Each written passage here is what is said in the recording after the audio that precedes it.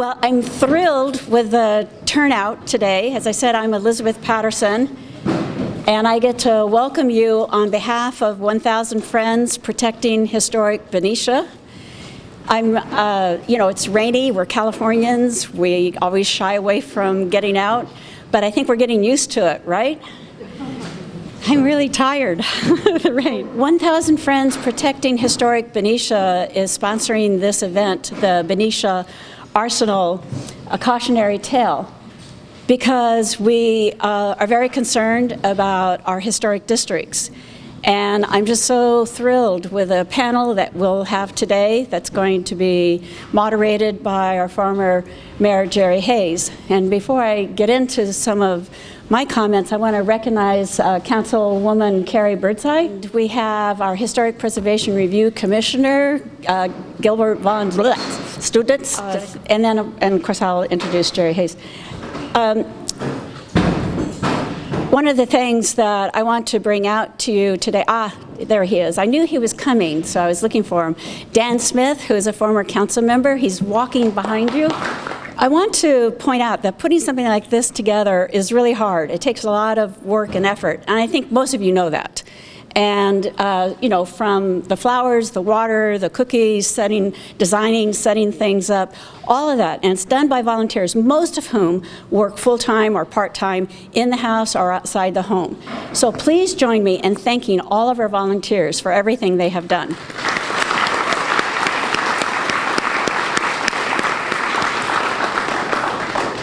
One of my things that I always talked about in office was that it's volunteers that make this city. And I so truly believe that. And today is a really good example. You people care enough to be here, and that is what makes Benicia really special. I do want to introduce Jerry Hayes, our former mayor, who has such a long history of protecting, being interested in our historic resources, and being fundamental in the sense that what we have today is in large measure due to his efforts along with some of his colleagues. But before I have Jerry come up and be the moderator for the panel, I want to explain that we had to ask him at the last minute, and he graciously accepted because the moderator that we had signed up was Blake Roberts, and he works for the Delta Protection Commission. How many of you know about the Delta Protection Commission? That's going to be another event we're going to talk about. It's a state agency, one of the last state agencies that was formed in 1992, and of course it protects the Delta from a lot of development and bad things. But Blake had a family emergency he had to attend to. So he he sent me some handouts, and I think all of you have gotten them. Gil, could you show your handout you have in your left hand? Not that large sheet. Be sure you have that. And that describes what Blake is manager for, which is the Sacramento San Joaquin Rivers Delta National Heritage Area. We affectionately call it the Delta National Heritage Area. It is the first on the West Coast, and thanks to congressional action by Congresswoman Garamendi and Belinda Smith, who's in the back. She was staff to supervisor at the time, and she was very instrumental in getting, took 10 years in getting that adopted. So we're really, really pleased that Benicia is in the National Historic Area, and the reason we're in it, you're going to hear a little bit about that today. We are the gateway to the inland coast, and that's why we're really important. And we're going to have more events in the future that will kind of drill down to that fact and what that meant.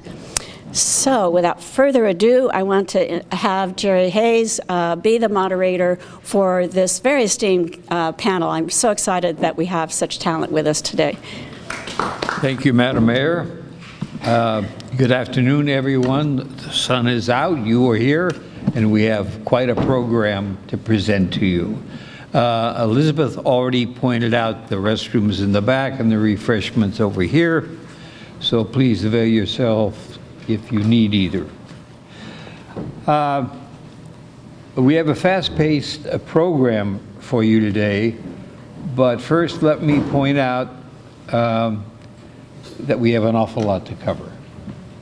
Today's program begins with presentations on the Benicia Arsenal Historic District from our three speakers, Gary Widman, Greg Tillis, and Steve Getz. This will be followed by a 10 to 15 minute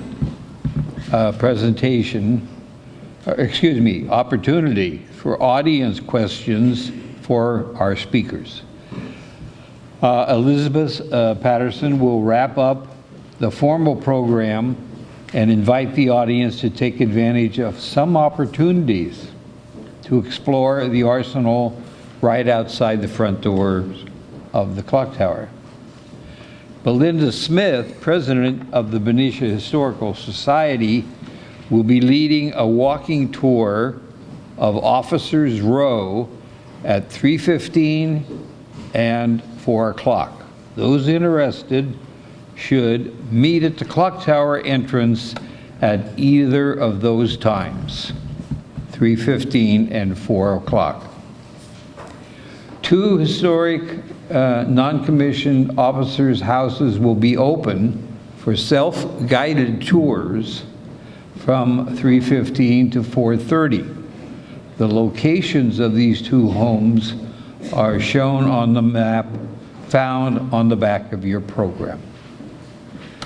The Arts Benicia Gallery is open at the Commanding Officer's Quarters, which is the white mansion opposite the clock tower, to those of you who do not know. Admission is free, and the gallery will be open until 5 p.m. today. Its location is also on the map. Finally, the Benicia Historical Museum is open until 4:30 p.m. There is a small admission fee, and its location is also shown on the program map. Now, my job is to keep the program on schedule. So I will now introduce our first speaker, Mr. Stephen Getz.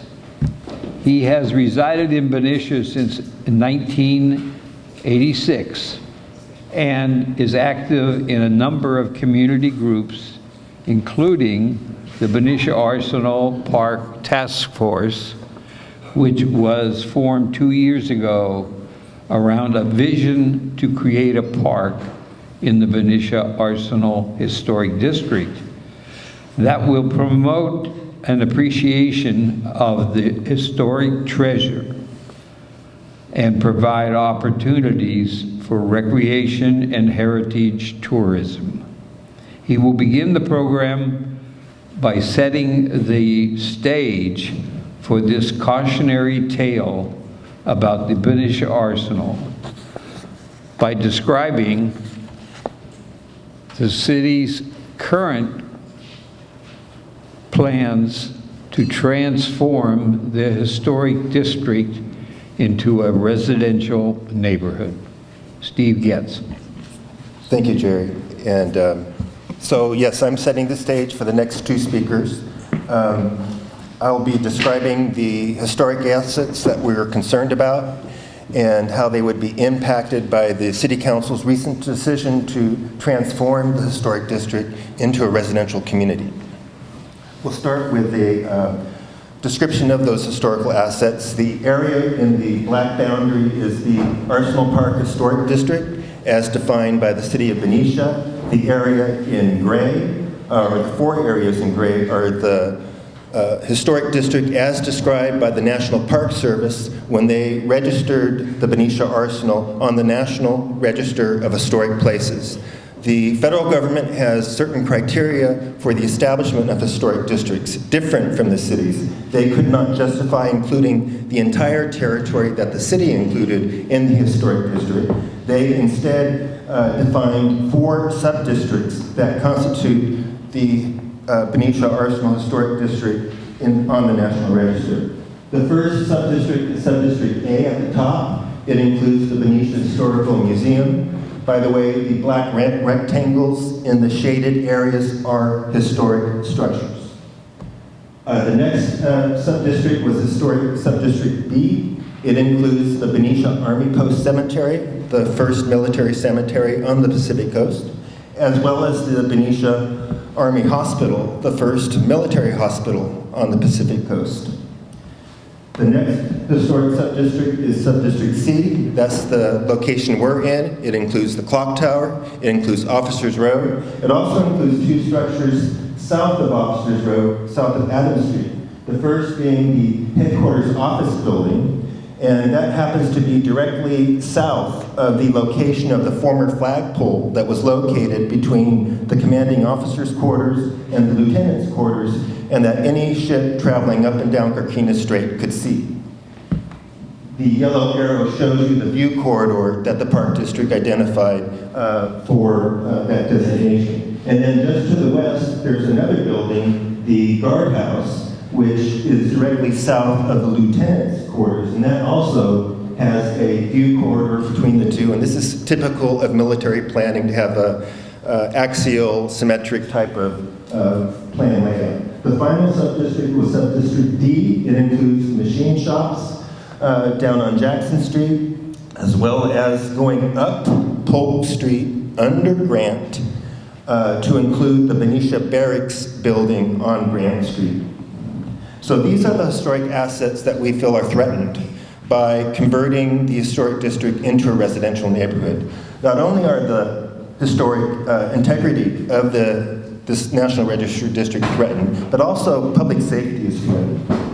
And but this is what precipitated our concern. The City Council last year approved 137 condos on Jefferson Street, and this year they rezoned 4 parcels in the historic district for 171 more housing units. This is looking at existing conditions along in historic subdistrict D along Officers Road, and it essentially exists pretty much as the Army left it in 1964. There's very little new construction. Now that will change significantly when it's transformed into residential neighborhood. This is a computer simulation that shows the gold buildings is the new construction. These are the 137 condos. They consist of both 3-story and 2-story structures, and you can see how they dominate the historic district. The historic structures are in blue, and then the gray structures are the non-historic structures in the historic district. Now looking in the opposite direction, to the east, towards the clock tower, this is another view where you can see how the new construction is dominating the historic district. So not only do we feel this is threatening the historic district, but here are their public safety concerns. The parcels in yellow are the parcels the city wants to have housing on and is zoned for housing. You can see how they are surrounded by heavy industrial uses, which are in the white boundary. Those heavy industrial uses include the Port of Benicia, the petroleum coke terminal, and the red line are the 6 active petroleum pipelines that transport product to and from the refinery. We feel this is a very bad land use combination. Here's an example of what can happen in a heavy industrial area. This is the fire at the petroleum coke terminal last year. The top view is a view of Jefferson Street looking towards the clock tower where the condos will be constructed. The bottom view is also a view on the parcel where the condos will be constructed, looking toward the burning petroleum coke terminal less than 1,000 feet away. Here you see the petroleum coke terminal in operation, and you see it's a rather dirty operation. And go this way. Whoops. Go back. And this is a location of the 6 active petroleum pipelines, which border 3 of the parcels the city has designated for residential use. So that pretty much describes the setting, the reason why we're concerned about this direction the city is headed, and so now I'll turn it back over to the moderator. Now that the stage has been set for this cautionary tale, Our next speaker, Gary Widman, will describe the value of historic districts to a community. Gary currently resides in San Francisco. He was stationed at the Arsenal as a first lieutenant from 1958 to 59. His subsequent positions included a professor of environmental law at UC Hastings, General Counsel for the Council on Environmental Quality in the Executive Office of the President, General Counsel for the California Department of Parks and Recreation, and Office of Historic Preservation. And he retired as the Director of the Office of Staff Attorneys for the 9th District U.S. Court of Appeals. Please give your welcome to Gary Widman. Well, this is, it's good for me to come back here. This is a place where I was up close and personal. As the man announced, I was an officer here from 1958 to 1959. Most of the time I was a junior officer, the junior officer here. But nevertheless, I lived here, I experienced these buildings, and I love them. And that's why I'm anxious to come back and help if I can in this situation. You've had a pretty good description of what's going to happen here if nothing happens from this group. This group has its work cut out for it. Otherwise, you'll look up here and see these yellow buildings and compare the size of that to the buildings that are there now and think what that's going to do. Think what it's going to do to the history experience.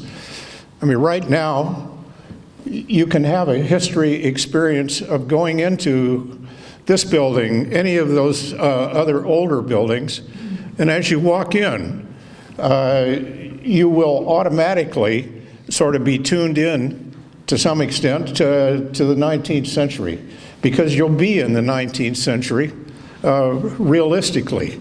It'll not be some abstract history date where you can say that something happened here in 18XYZ and aren't we glad to be here? That's what'll be left if you do nothing. Right now, your history experience is an experience, a real experience. You can go into these buildings, you can see where the old flagpole was, you can look out over the view, the same view, except for the foreground that was here in the 1800s. And you will, your curiosity will be aroused. You'll be curious about history. You'll find out what happened here, and you'll find out what happened on a national scale because of what's here. And Greg is going to fill you in on some of that. But I have a feeling that you'll probably have opportunities to learn a lot of history as this fight goes on. I mean, how many people are familiar with Benicia, the woman that your town is named after? And how many people are familiar with the role that General Vallejo played in creating Benicia and in creating this county and in protecting Northern California history and in actually making Northern California what it is today by his enthusiastic approach to the United States when he had a chance. So think about these values that you have now, and also think about the fact that this is an important place locally, that is in Northern California. This is probably one of the top 4 historic sites in Northern California. We might have to say Monterey probably has more. Sonoma sites are comparable. They have a history in Sonoma, of course, of shaping California and certainly shaping this area. But for resources, historic resources, they don't have a state capitol building. They don't have a fort of this size, an army post of this size. They do have the big historic building, the home of General Vallejo, but they don't have the 3 houses that we have on this ridgetop.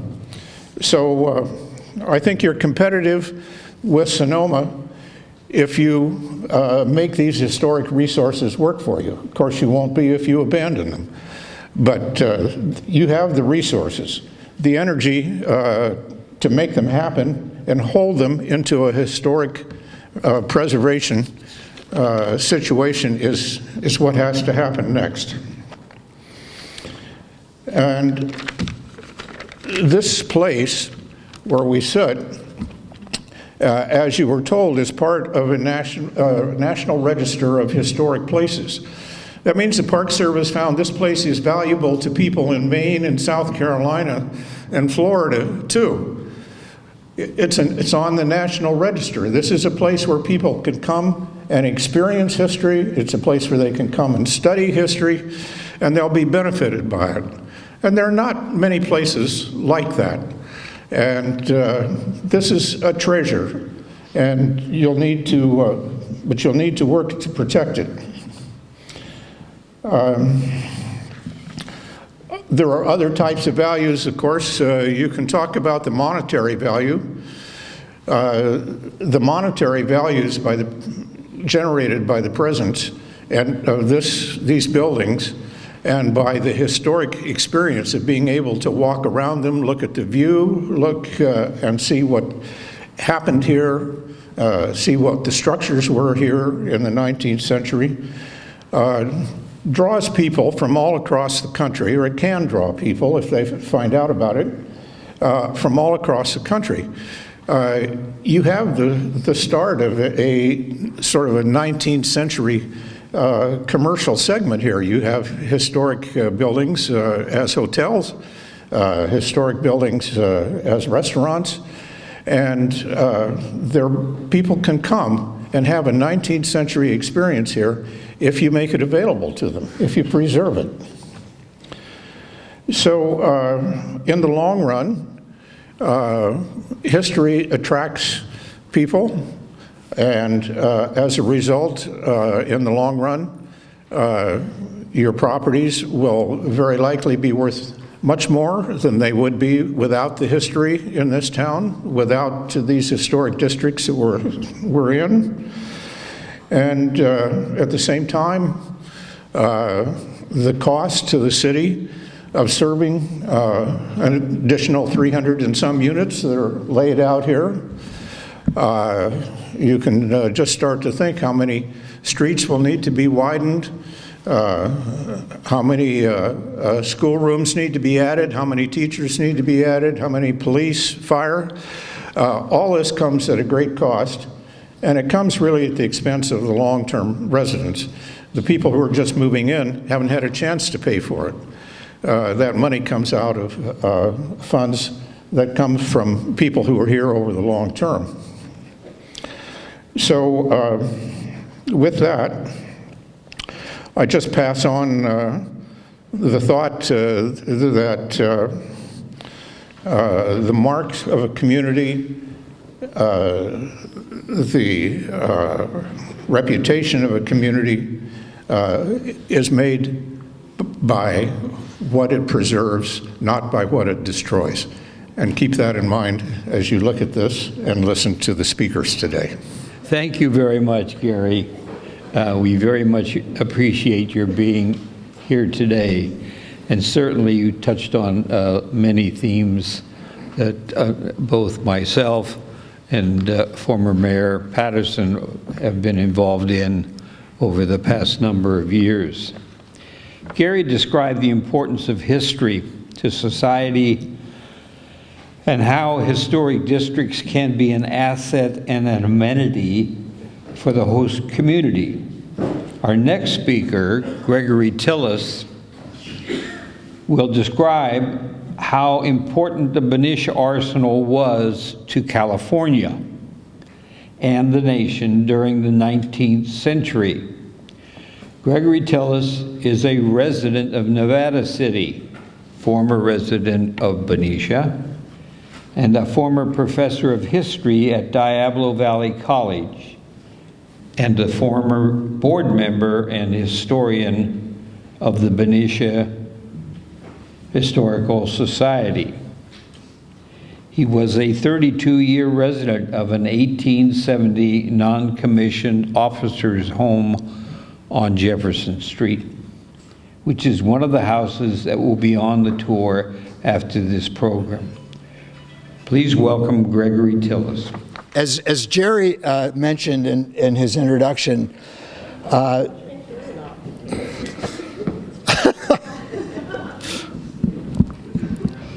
hello? It's on, Mayor. Make sure that mic is on. Yeah. Sorry. My boss over there with the thing around her head told me that these would fall apart if they weren't balanced. So there we go. So that is the balance, Yeah, and it's on. yes, it's on. Okay, we're in business. All right. Jerry mentioned, and I'm very proud to say that I was still not doing it? It's probably just got knocked off. Oh, boy. So where's the on button? There it is. We see some light there. We do. Hello. Yes.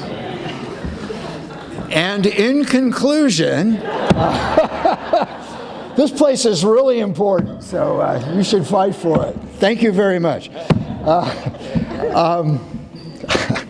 I'm proud to say that I was a 32-year resident of Jefferson Street, and I remember the day that I discovered that house that we bought. I actually was teaching. I was teaching at Solano College and DVC at the same time, and we were living up in Sonoma, which is a spectacular place, and we seem to be attracted to historical communities. We're now in Nevada City, which is also very historical. And I remember asking a student in my class, I knew she lived in Benicia, we're thinking of moving closer, because I was about to be hired as a full-time instructor at DVC. And she said, I said, where should I look? And she said, oh my God, look on Jefferson Street. It's the most beautiful street in the city. And I have to confess, I think I had been in this town once in my life. This was in 1988. And after class, I trekked over to town and went up, found Jefferson Street, found a house that was for sale, called the realtor, and the realtor said, oh, I'm sorry, we have a pending offer on that house, but the house next door, which is actually a historic house, is on the market. And so she said, I can come over and show it to you. And she walked me through, and I called Carol, my wife. I said, I think I found a place. And the rest, as they say, is history. We were here for 32 years. And I had mixed feelings about leaving this town. But as I said, Nevada City, in some ways, has a lot of similarities. It's a smaller place, but it has a lot of similarities and feel that Benicia does. So I do feel at home there. Anyway, let me get going here. This is a copy of a very significant document for Benicia, certainly for the Benicia Arsenal, and really for the United States of America. This document was written by President Abraham Lincoln in October of 1862. It is an executive order. Abraham Lincoln, of course, as Commander-in-Chief of the Armed Forces during the great crisis, probably the greatest, not even arguably, the greatest crisis in American history, the Civil War. did a number of very significant things in the early stages of the Civil War. The war broke out in April of 1861. Of course, with most wars in history, most people thought, no, this isn't going to last that long. There'll be some sort of resolution, and we'll go back to normal. Of course, that didn't happen. And the Civil War by 1862 was devolving into the worst of all possible wars, and that is a stalemate, a war of attrition, where both sides sustain heavy casualties, but neither side appears to be gaining the advantage or the initiative. I dare say we may have some parallel to that going on right now in Ukraine. But anyway, the crisis deepened in 1862. One of Lincoln's highest priorities, of course, his highest priority was to preserve the Union. And one of his highest priorities within that grand priority was to preserve the hold of the United States on the West, certainly on the Pacific coast, and most specifically California. And that provides a lot of the historical context backdrop for this document. In a minute, I'll go back to 1849 and this initial notion of establishing some sort of reservation, military reservation, and on that reservation, a West Coast arsenal, sort of a distribution hub, as it were, for the West Coast, and probably in a larger context for the entire or much of the western frontier, at least from the Rocky Mountains back to the Pacific. So Lincoln certainly had an eye on California and the West. The Republicans in power, that is the 19th century Republicans in power in the U.S. Congress, also had a very strong eye on the West. A number of very important actions were taken in 1862, a critical year of the Civil War, when the outcome of the war was far from clear. The preservation of the Union was clearly in doubt in this crisis. And a number of actions were taken by the Republican Congress and the Republican President, Abraham Lincoln,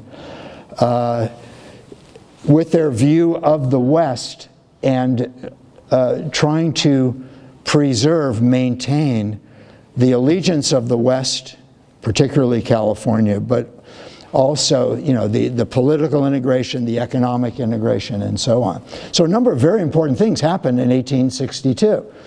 The Homestead Act was passed. The Morrill Land Grant Act was passed by Congress, which set up land grant colleges throughout the country. The Department of Agriculture was created in the United States government. Of paramount importance in 1862 for California and for maintaining the unity of the country was the so-called Pacific Railroad Act, which authorized the building of the first transcontinental railroad, which was seen as critically important. And in fact, the construction of that railroad began right in the middle of the Civil War.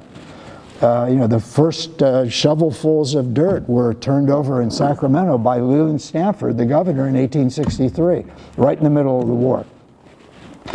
And in that context, and the reason I mentioned those other actions, whoops, we lost it. In that context is Lincoln's executive order. Lincoln saw the paramount importance.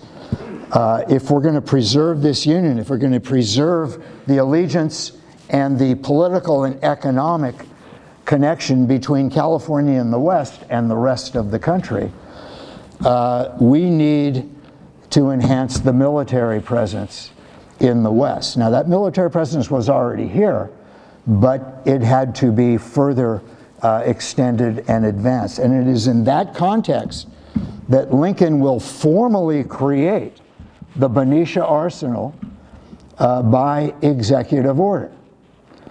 And so this arsenal is formally born out of the great crisis, the greatest crisis in the entire span of the history of this country.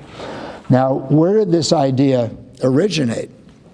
Well, it actually originated in an earlier war, the war between the United States and Mexico. For years was called the Mexican-American War. Well, actually, it was called the Mexican War, or the War with Mexico. The more acceptable title now is Mexican-American War, 1846 to early 1848. There are many reasons why the United States went to war with Mexico. Historians have kicked this around for years. People kicked it around at the time. Many people in the North thought, well, the reason we provoked a war, the reason the Southerner, the president, James Knox Polk, provoked that war is because the Southerners wanted to extend slavery out into the western frontier, maybe eventually south into Mexico, Central America, even South America, all these grand designs.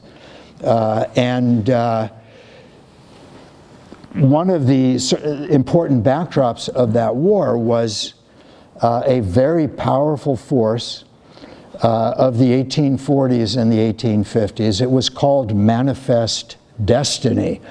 The term manifest destiny was coined by a journalist. I think he was writing for the Brooklyn Daily Eagle, if I'm not mistaken, John O'Sullivan. And he wrote in an editorial right in the midst of this growing fervor for expanding the United States. And the grand vision was a coast-to-coast empire. The flag and all that follows will fly with great pride from coast to coast. And historians see that as one of the primary underlying motives for provoking a war with Mexico. And there's really, that issue has pretty much been settled. We went to war with Mexico because many of our leaders wanted California, wanted other parts of the West. And President Polk tried to buy California from Mexico. He tried to cook up a conspiracy where these General Vallejo was mentioned. Vallejo, many of the so-called Californios, the land grant recipients in California from the Mexican government, including this massive land grant in the area where we are here, the Suscall grant for General Vallejo. Many of those so-called Californios were favorably disposed toward the United States. They didn't like the government in Mexico City. It was corrupt, it was inefficient. They were pretty much ignored. And so most of them were willing to buy into the notion of the Americans taking over California. And Polk cooked up a plan where some of the Californias would stage a revolution. They would declare the independence of California, and the United States would step forward and say, we're glad to welcome you into our fold. That fell through, partly because of the actions of John Fremont and the Bear Flag Revolt. We can't get into any of that stuff now. But the fact is, Polk ran out of options. And so he chose the war option. And he provoked a war with Mexico. It didn't start in California, it started in Texas. There was a big dispute over the southern boundary of Texas. Polk sent troops beyond the established boundary. Mexico saw it as an invasion of Mexico, and they responded as he thought they would. And we ended up in a war with Mexico. The war in California was decided very quickly. There was virtually no fighting here. Most of the fighting was in Texas. And the military was here. The military arrived in California. The Navy was here at Monterey in July of 1846.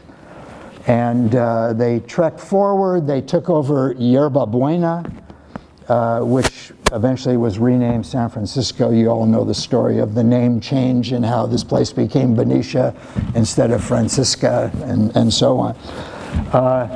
So the U.S. military was established in San Francisco. And there was a general that was sent out here. His name was Percifer Smith, General Smith. And he came up with this notion that somewhere in this region, a military reservation needed to be established, and within that reservation they would establish an arsenal. And the arsenal was envisioned to be, and in many ways it became, it fulfilled that vision. It would be a significant distribution hub for the Pacific Coast and other parts of the West. To supplies, munitions, weapons, repair facility, all of that stuff, all of those things that this place ultimately became. That vision was actually hatched by General Smith as early as 1849. Now, the logical place to set this up was probably San Francisco, because that's where all the action was. And of course, there was also the backdrop of the monumentally important discovery of gold and the rapid influx of people into California. Smith didn't like San Francisco that much, didn't like the climate, didn't think it was the greatest place to set up an arsenal. He thought it was way too damp, bad for storing gunpowder, weapons, and things like that. And also he thought at the Presidio in San Francisco, which had been there since the Spanish period, it was very vulnerable to attack. And so he came to this area and he approached Robert Semple and Thomas Larkin, the partners, in the founding of Benicia. And he said, I got a proposition for you. And of course, I think Semple was always open to propositions and, promotion. That's how he set the town itself up. And he suggested, and they agreed, to cede some land from the large tract of land that they had received from General Vallejo, which was, of course, part of the larger Susco grant. And Vallejo agreed to give him 345 acres to set up this reservation. And that's pretty much how it started. In 1850, boy, it goes fast. In 1850,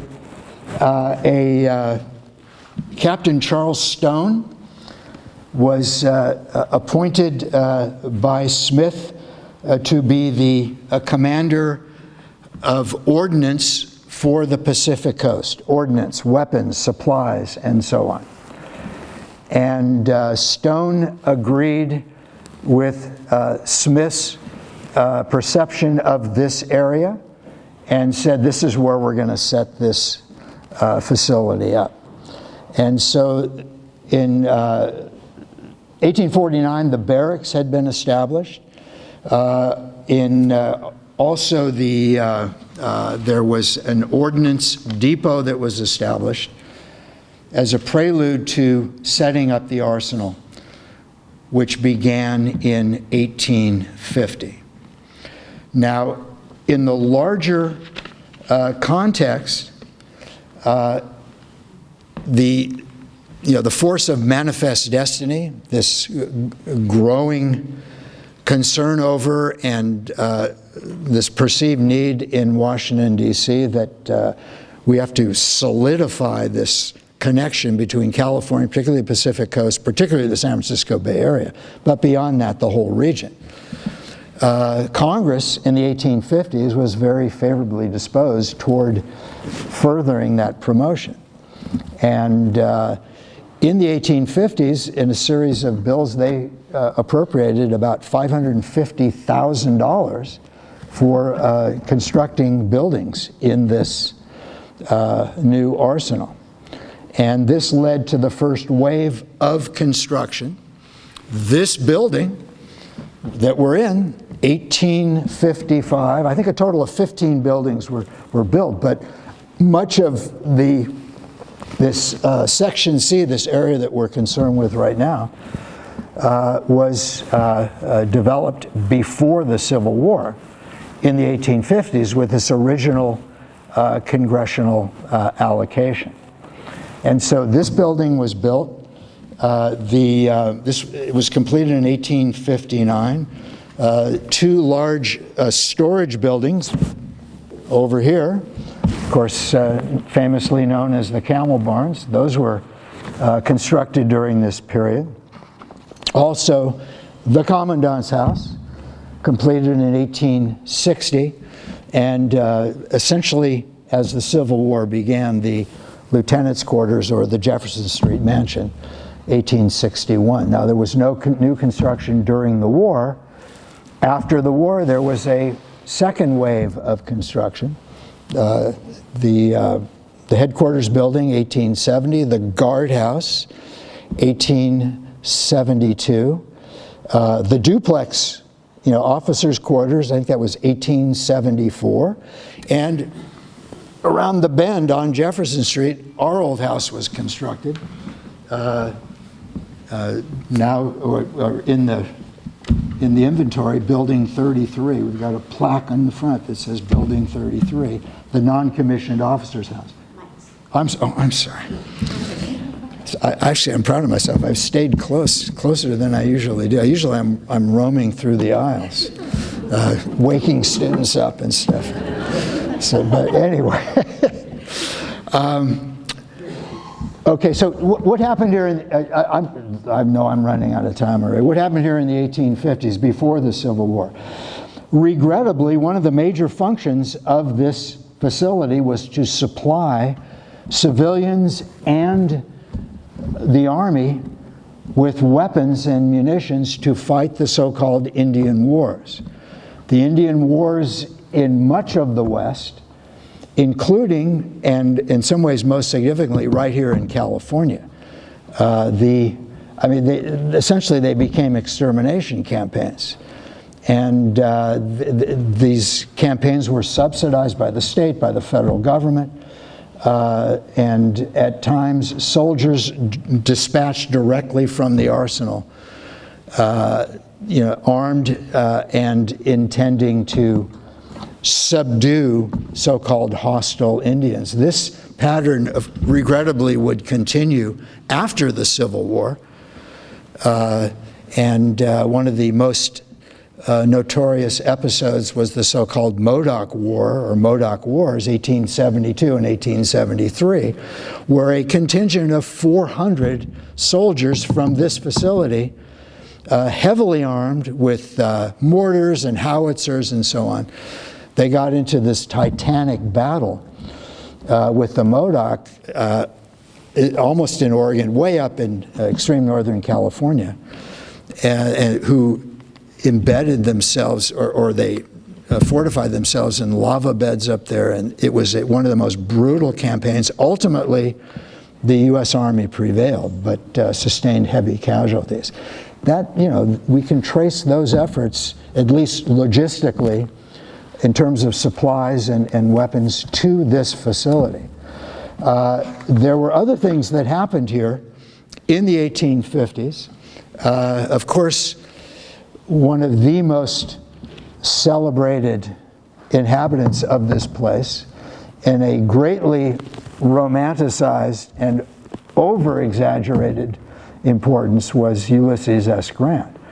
He was here in 1852. He was typical of a number of veterans of the Mexican-American War who spent time here, as well as many other facilities, but came through here And of course, some of them became extremely important players in the Civil War.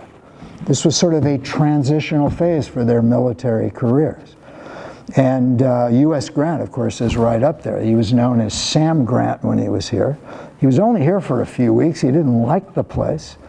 Of course, he was notorious for consuming alcohol. In fact, a couple years after he was here, he resigned the military, went out into private life, was a failure at a few businesses, and when the Civil War erupted, he joined the Union Army, of course, became the great commanding general of the Army. His stay here was interesting. In the early stages of the Mexican-American War, he was an ordnance officer, and he developed some expertise in ordnance, the importance of supplies. One of his most important contributions to military thinking in the U.S. Army was the importance of logistical and ordnance support. You have these armies out in hostile territory, out in the field. Their fate is determined by how much and how effectively you can supply them. And of course, that was one of the important factors in his success as a general, the commanding general of the Army in the latter stages of the Civil War, the decisive latter stages of the Civil War. And so I think we could say he wasn't here that long, but he further honed his skills and his knowledge and expertise of those important supporting roles for armies fighting. Okay, there's another character. I'm pretty much done with time, yes? Okay. Let me mention one other character. This guy, and this will get us back to the Civil War. I've got pages of notes all the way up to 1964. I'm not even remotely close to that. Just wanted to give you a flavor of what, Gary was talking about the historical experience. This is real history here. And our larger purpose here today is to preserve that real history. A lot of stuff was going on in this place. And it's of great regional and national historical significance. This isn't just some, peripheral situation. There was a guy that came through here. Well, actually, he was an important guy in the U.S. Army, General Albert Sidney Johnston. General Johnston was appointed by President Buchanan at the end of 1860, in December of 1860. If you know anything about December of 1860, this is right after Lincoln was elected and the secession crisis was underway. We were falling down this very slippery slope toward the Civil War. And it was just a matter of time before it actually started. And he was appointed by Buchanan to become the commander of the so-called Pacific Department, which included the so-called California Department. And he was sent to San Francisco, the Presidio of San Francisco. This guy was born in Kentucky. He spent a number of years in Texas. He fought in the Texas War for Independence in the 1830s.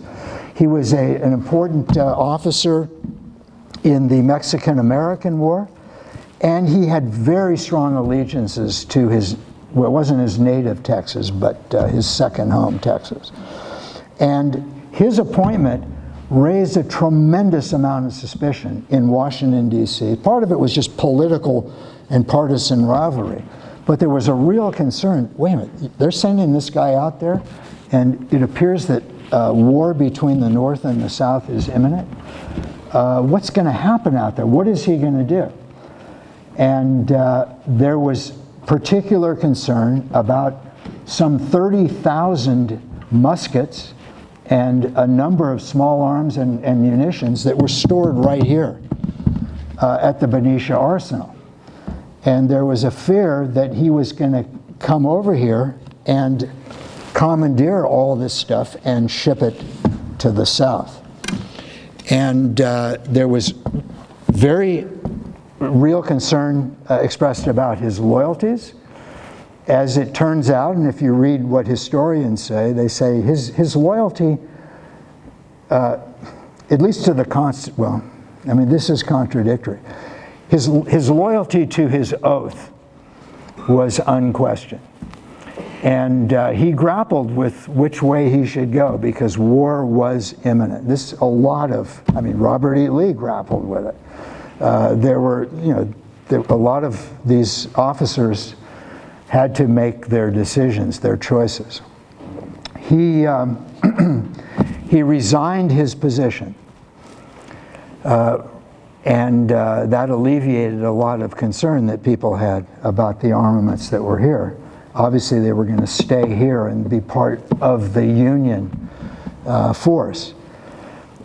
He went to Los Angeles with his family. There was a lot or a fair amount of pro-Southern sympathy in Southern California at the time of the outbreak of the Civil War. Historians in retrospect say there was no real danger that California was going to flip to the Confederacy, but a lot of people didn't realize that at the time. And so he grappled with what to do. He decided that he would go back to Texas. He went to Richmond, Virginia, to see his old friend, Jefferson Davis, and Jefferson Davis appointed him as the commander of Confederate forces in their Western campaigns. And there's a full circle here, and I'm going to conclude with this. In 1862, in Tennessee, at the Battle of Shiloh, General Johnston, who, by the way, well, forget this. General Johnston was the commanding general. He almost pulled it off. I can't get into the details of the battle, but ultimately his forces were defeated, and he was shot he took a bullet in the back of his knee. Excuse me, in the back of his knee, and he didn't have a tourniquet, or somebody didn't have a tourniquet. He bled out during the battle. He died in the battle. And who was the opposing general? It was Ulysses S. Grant. So it's kind of this full circle Benicia connection. Thank you very much.